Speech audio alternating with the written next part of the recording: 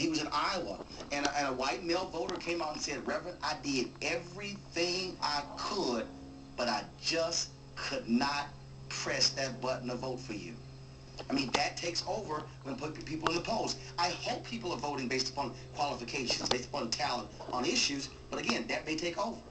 Dana, you know, here's the counter, I guess. On a gut level, does Barack Obama's race, or could it actually help him in a way, reinforce his message, which is change? Well, first of all, Campbell, I should congratulate you. I think that's the first time the phrase arousal of the amygdala has ever been. We do what we can. But certainly it has been and can be argued that Obama's race is helping, and particularly among the younger voters who want to make a statement on race, a statement that the nation has changed in a certain way. But in terms of the sort of subliminal aspect of this, no doubt, Roland is correct, there is some of this going on here, but as the report concluded, there's also this sort of screaming trumpet in the voters' ears about what's going on in the economy, and that is almost certainly going to wipe out whatever sort of subliminal gut-level things they may be thinking. And Bill, you say the polls, just off of Dana's point, say exactly that Yes. the economy trumps everything else is secondary. That screaming Even trumpet, your gut. that screaming trumpet he just talked about, that trumpet is very loud, and it obliterates all the other sounds. It's an amazing campaign. It's being controlled by events, not by what's happening on the campaign trail. Not even the debates are making a lot of difference. They've had very little impact because people are fearful and they're anxious, and a lot of them want change,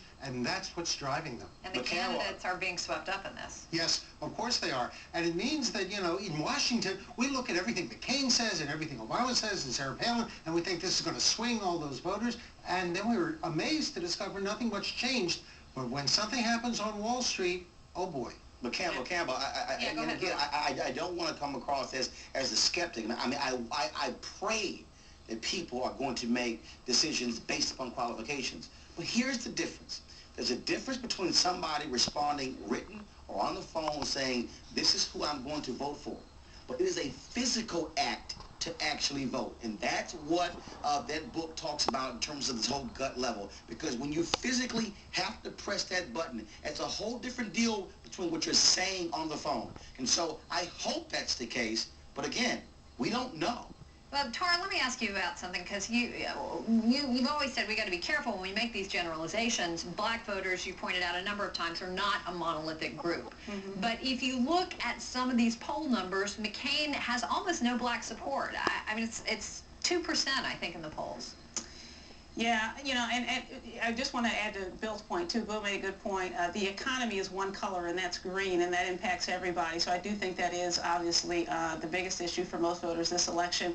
And again, yeah, I mean, the fact that, you know, 2 to 5% potentially blacks that will vote for McCain, and for the mayor, again, look, overall, folks will vote for Obama, black, white, for a host of issues, for whatever personal reasons. But you do have a contingent within that who will say, who have told me they'll vote for, they don't necessarily agree with his policies, but that, you know, but because he's black, it's historic for whatever reasons. You have what Shelby Steele in his book says, you know, talks about white guilt, white liberal guilt, a reason. So in that way, yeah, so, you know, race could play a positive, you know, role for him, and that's an affirmative action for some folks who will vote for him for that reason. I will say, of the folks who say that they're just voting for him because of his race, it goes beyond that, because they essentially feel like, they at least feel like that he brings hope, so to speak, that he offers that hope. It's nothing they can put their finger on. They just feel that he will turn things around. I think that's probably more apparent, much more so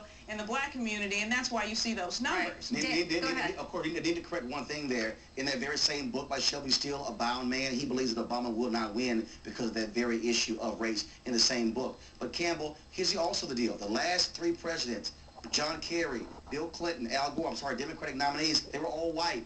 Black folks voted for them anywhere from 90 to 94%. So the reality is, when you get in the general election, it's a matter of, in terms of, he's a Democrat. Yeah, but I do agree that our African Americans were making that decision. But again, we just don't know in terms of how, when folks walk into the poll. That's the great unknown. Right. All right, to Dana.